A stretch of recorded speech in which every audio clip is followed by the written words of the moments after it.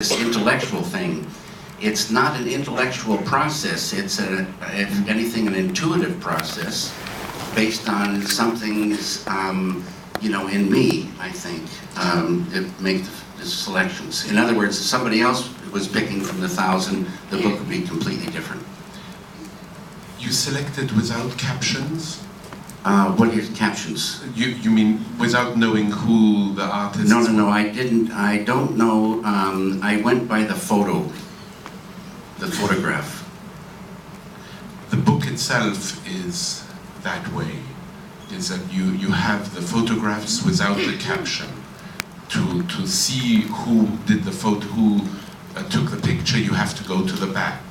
And it's curious because as I was examining the book, I found myself wanting to know who took the photograph. Is there something odd, strange, perhaps misguided in that desire immediately to attribute it to someone? I don't think it's strange, but in some ways you could say it doesn't matter. You love this photo. You might be curious about speaking to the one who took it, or maybe even knowing who that is.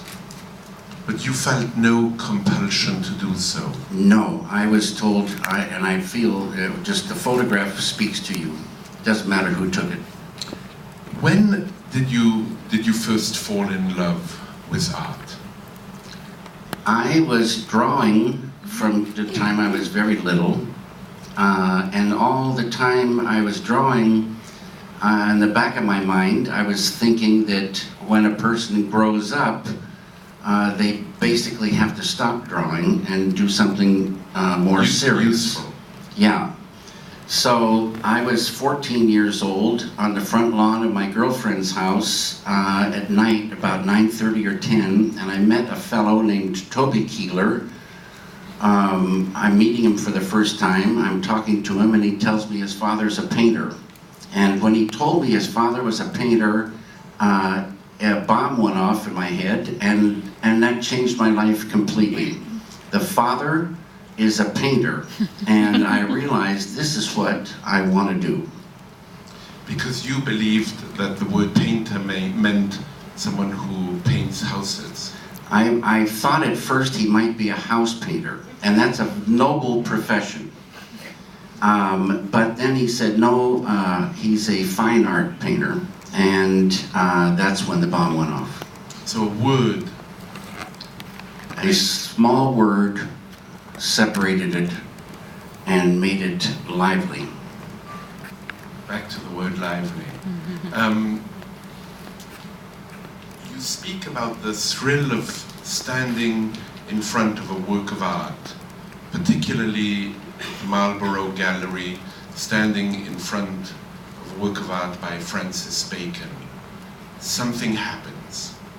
And all of us know the painting or the photograph or the film remains the same, but it's the viewer that is the magic part of the whole process. Every viewer who stands in front of a certain photograph, they're getting a different thing. And I like to think of it as kind of like a circle goes from the photo to the viewer, back to the photo, a kind of a strange internal dialogue goes, and it's different for each person, even though the photograph is exactly the same. And so for me, a particular thrill came in 1966, I believe it was, at the Marlborough Gallery. I see paintings by Francis Bacon, and it was, like you say, thrilling. Take me back though to what happened. I want to know what Nabokov speaks about when he speaks about a tingle we get in our spine. That's because it was a young girl he was talking about. I think you're evading my question, but I will push. It's like that. It's like a love, a thrill. Certain things light the heart and the mind simultaneously. it's like a beautiful storm comes over us, a thrilling, beautiful storm, deep love and flow of excitement in the brain. It happened with seeing Francis Bacon's paintings. It's truly the very definition of falling in love, becoming in some way destabilized and vulnerable. Yeah, you could say that. It's a good feeling. It's a good feeling. And in some way it's a feeling you seek. We all are seeking this feeling, I think, of love. I'd like to, if we could, look at a couple of images with you that you selected. Okay. And we can talk about them a little bit. This is an image that was extraordinarily surprising to me. I didn't know what I was seeing. This is a trick. Many times we see something and we have a name to it. And once we know the name, many times then we stop looking. If you don't know the name, you see it in a more pure way, and it can be very thrilling. So this is, I love organic phenomenon. I love flesh, and I love the way light plays. So this is a thrilling, thrilling photograph to me. Even sores, small festering sores, if you don't know what they are, if you really look at them, it's incredible. The colors and the textures of a sore are very, very beautiful. As soon as you say the word sore, it changes it, and many times it may cease to be beautiful. Are you saying that by saying what something is, we're limiting it? By providing it meaning, we are in some way robbing ourselves of a vast and capacious imagination? Yes. If you don't know the name, you're seeing it in a more pure way, and you realize you love it, and then if they tell you the name, you might feel bad about loving it. But just the same, you're seeing it in a way for it's just another level of beauty, and so it's better that way. I'm sorry to pursue this because I'm desperate for meaning, and I know that in a way I'm doing a movement contrary to what you like doing. But I won't ask you the meaning of that as much as what are we seeing? What do you think we are seeing? You're seeing. This is I think, a really great photograph. I think it's nearly my favorite, or one of my favorite. There are a few favorites. It's got a lot going on in it.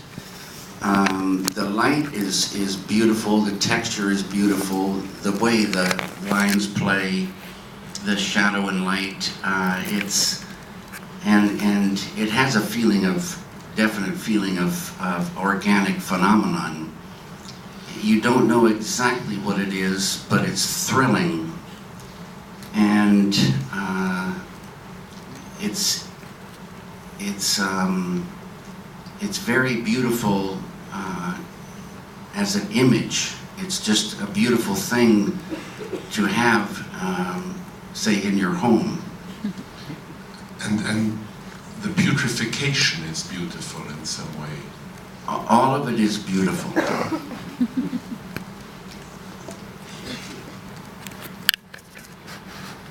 That image also spoke a lot to me. It's called a self-portrait.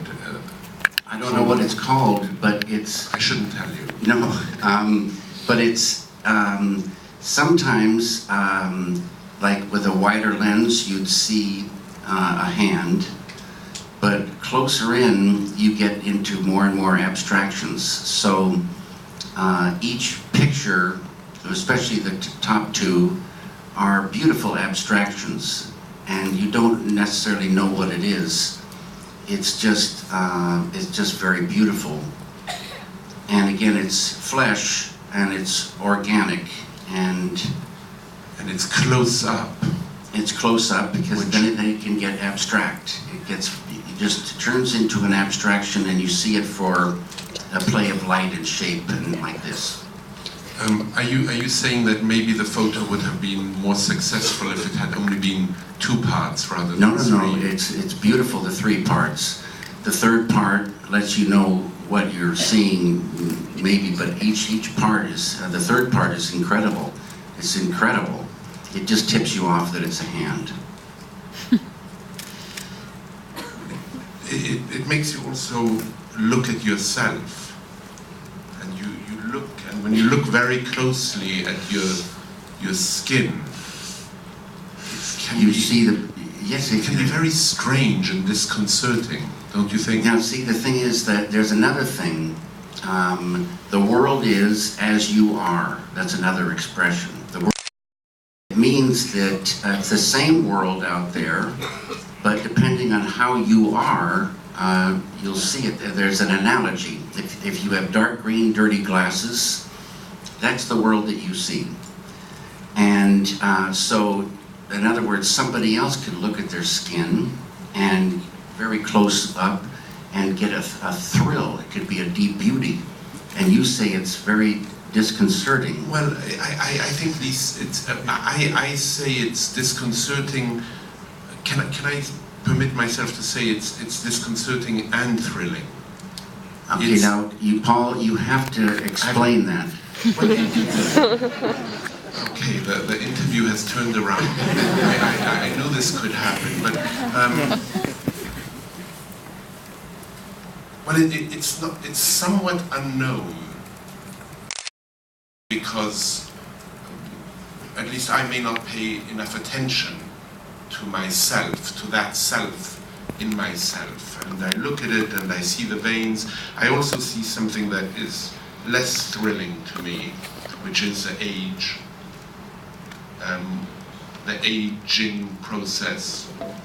And then also there's something magnificent about the skin and its protective quality. And then I look at my hands and I can tell that they have never worked a day in their life. They are so soft, nearly like a baby. So I mean, I don't know if that's thrilling or makes me think I should. The thrilling may be just this thing of discovery. Yeah. Discovery. And self-discovery, yeah. and this work in some way, to bring it back to this work sort of, if you take pause and you pay attention in the way that Jack Gilbert, for instance, says we should pay attention, his line is worth rereading: find something to love and give it more attention than it deserves. If you take pause and stop instead of just move on, something happens.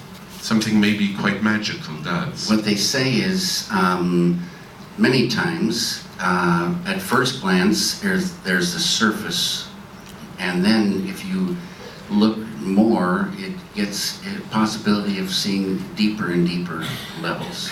This quite naturally brings me to a book you've published recently called Catching the Big Fish. And you see creativity in some way as the way you express finding ideas, seeking understanding, is by fishing, going from the surface of a pond to a deeper pond, maybe to a lake, maybe to a deeper level of whatever body of water it is. I say that ideas are very special, and ideas are out there, but we don't know them until they enter the conscious mind, however big or small that conscious mind is.